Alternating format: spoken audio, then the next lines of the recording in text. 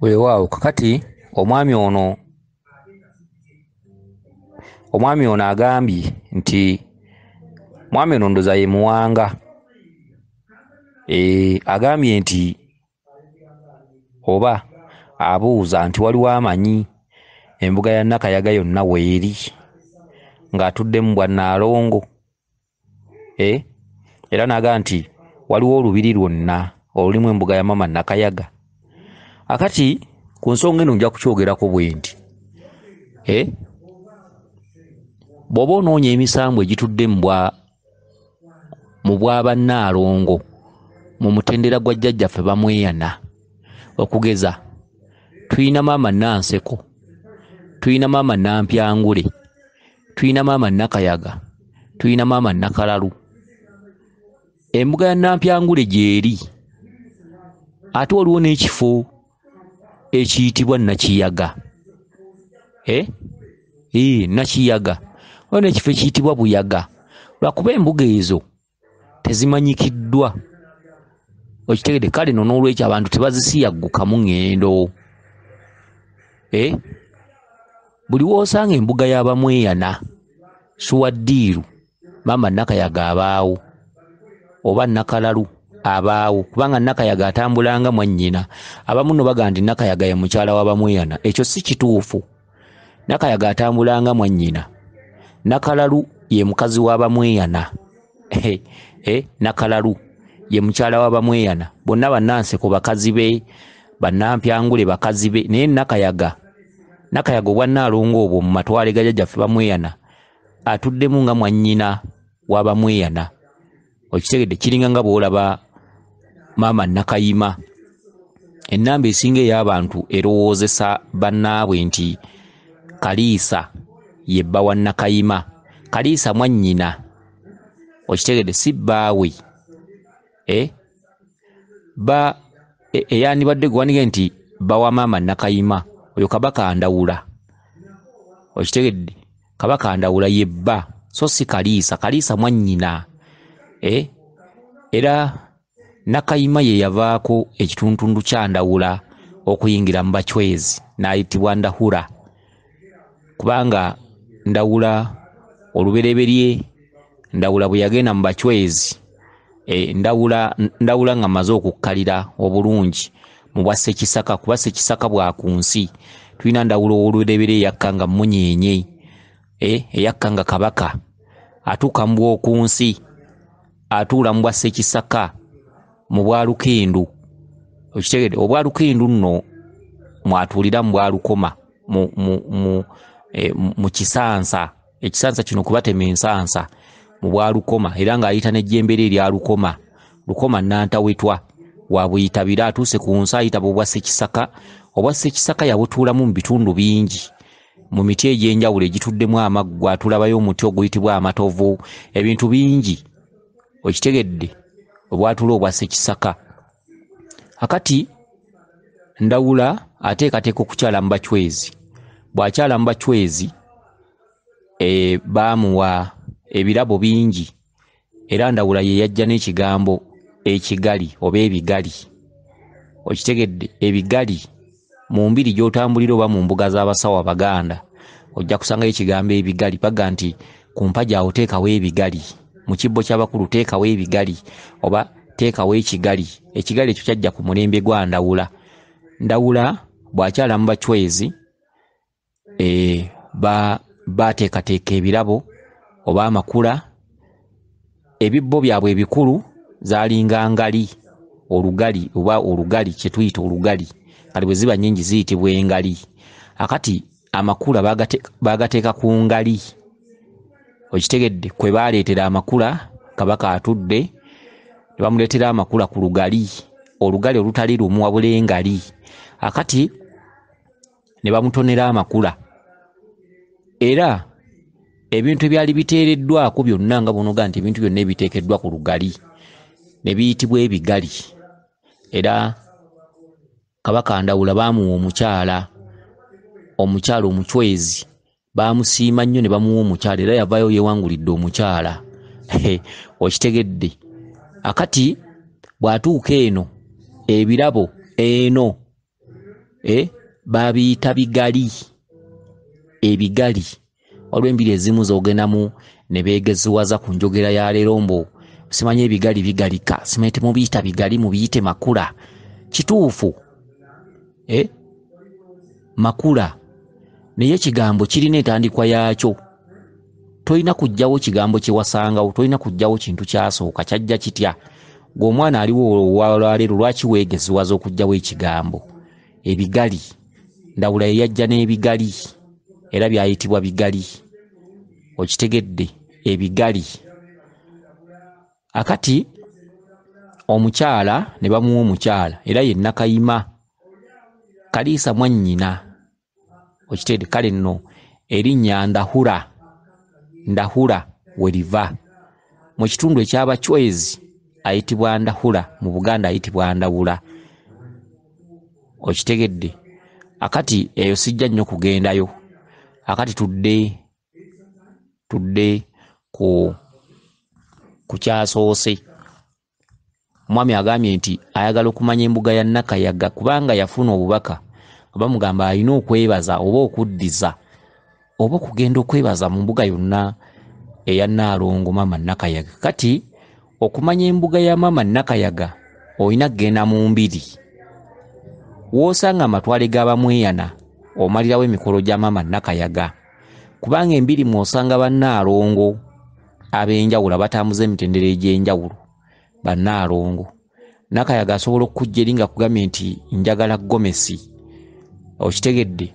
Bw'osanga Nnaalongo atudde ku mwaliriro ogwo oba olina kujambaza oyo mu mbiri zonna gy'oba olaze, oba lubiri ki oba lubiri ki, kasita lubanga lubiri lutuddemu Obwakabaka.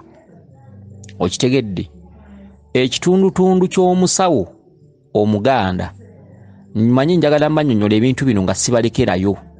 Ekitundutundu ky'omusawo Omuganda ebiseera ebisinga obungi kitera okumanya omusambwa gwa ludda lumu. Y'ensonga lwaki embuga y'omusawo Omuganda temala nsonga. Embuga y'omusawo Omuganda eba tejjudde kubanga omusawo Omuganda bw'asamira ne baaza Lubaale ng'ekika. Mukasajja, Kiwanuka najja, Muwanga najja, Ddungu najja, Bamweyana najja, Ndawula najja, bwe batyo oludda lumu lwe basamira. Basamira oludda lwa Basaalongo. Kati Basaalongo bwe bamala okujja ne batuula, Ddungu n'asaba ebibye, Mayembe ne gasaba ebyago. Biseera ebisinga obungi emisambwa gisobola obbayamba mu mbuga yaabwe ne gibagamba mututeere wali ensuwa mugitegeko ekibya n'olwendo. Naye ebiseera ebisinga obungi omusawo oyo aba tasobola kulambulula nsuwa eyo kyeki, wabula akoma ku kino nti ensuwa eyo ya Bannaalongo. Okitegedde? Era omusawo Omuganda kizibu okusanga omusawo Omuganda yasamira ne mwannyina. Abamu batera obbaleka emabega. Omusawo omusajja n'asamira Amayembe oba Lubaale n'ojja omusanga musaba atuddemu yekka. Yayambulula abakazi, yayambulula abasajja. Ekintu ekikyamu. Okitegedde? Ekintu ekikyamu. Naye embuga entuufu edda omuntu yali alina okugyayo olubereberye n'asamira ebitundu byombi, abakyala n'abaami n'abaana. Okitegedde? Akati osanga embuga y'omusawo Omuganda ng'erimu omukazi atudde muli Nakapanka. Ye musawo yatuulako Muwanga, yatuulako byonna. Omusawo omukyala alina baganda b'oluusi baagaana okusamira, bannyina baagaana. Kakati najja abeera ng'asamira Amayembe ne Lubaale, so nga ebitundu ebyo bisamirwa abaana babiri. Senkulu omwana omulenzi atuulwako Muwanga era n'alinyibwako Amayembe era yatuula mu ssabo lya Mayembe. Nankulu ye mwana ow'obuwala atuula mu ssabo lya Lubaale n'ayitibwako Lubaale. Bamukasa, Bandawula, Okitegedde? Bannaalongo era n'abeera ng'atudde mu kitundutundu kya Maama Nnaalongo Nabuzaana. Yasiba abalongo, yasiba eddagala, yatunga ensawo. Omulenzi n'ava eri mu ssabo lya Mayembe n'ajja n'awangira abazzukulu ebibeera bimaze okuteekebwateekebwa. Era omuwala ono yabeera kibwako Lubaale mu ssabo lya Lubaale. Naye osanga embuga ng'erimu mwami atudde mu ssabo lya Mayembe ate ne mu ssabo lya Lubaale yakkirirayo. N'osanga omukyala alina essabo lya Mayembe n'erya Lubaale gonna yagatuulamu. Ekintu ekyo kikyamu. Lubaale yaba yakoma mu kkubo naye ng'ate ogwo omutendera olw'okuba ekika kyagaana, omwana ow'obuwala baamutuddemu, Lubaale baamulowoozesa nti twatereera. Okitegedde? Era osanga abasawo abo nga tebaggwebwako bizibu, babawaayiriza ku kyalo.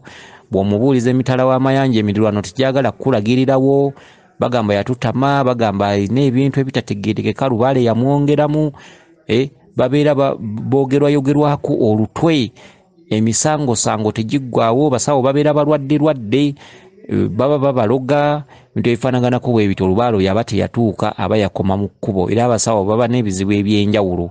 Bw'osanga omusawo ng'atudde yekka ku mbuga taggwebwako ndwadde, ababbi bamubba, ebintu eby'enjawulo, ate nga yakola ebyewuunyisa, oli bw'ajja nga ayagala ddagala ly'ababbi abakwata ku mbuga okwo, naye ate takwata babbi bamubba. Okitegedde, endwadde azivumula, naye ate naye endwadde zimuluma, kyokka nga te ku bazzukulu azivumula. Okitegedde, avumula okusoomoozebwa okujja n'abantu, kyokka ate tavumula kusoomoozebwa kumubeerako. Kati Lubaale yaba teyatuuka, Lubaale yaba yatambulira mu kikonokono kimu. Okitegedde, kati Lubaale ng'ekika kyagaana okusamira Lubaale. Omwana omu n'avaayo nga yalumizibwa, n'asamira Lubaale, n'ayaza Lubaale n'ajja. Tekyandibadde kirungi mwana oyo kumutikkira kutandika kukola. Omwana oyo yandimaze kutabaala, nakkaliza ebitundu byombi, ekya Ssaalongo n'ekya Nnaalongo n'Obulongo. Naye osanga omusawo omukazi yeebambye mu mbuga agiriko yekka, yanaaza abasajja, yanaaza abakazi, yasumika ebifundikwa, n'osanga Lubaale omu ng'aboola, n'aboolawo, n'agafa omukazi tatwambaza bifundikwa. Biki tetuganye muwanga kwali ku mutwe, naye omukazi yandibadde yeeyisa atya mu kuwa omusajja ekifundikwa, alina bw'alina okweyisa. Okitegedde, kati ebyo nanno basanga eyo nga tebabimanyi, nga n'osanga omusajja anaaza abakazi, anaaza abasajja, oluusi ne bivaamu n'ebikemo, oluusi okuganza abalwadde abakazi.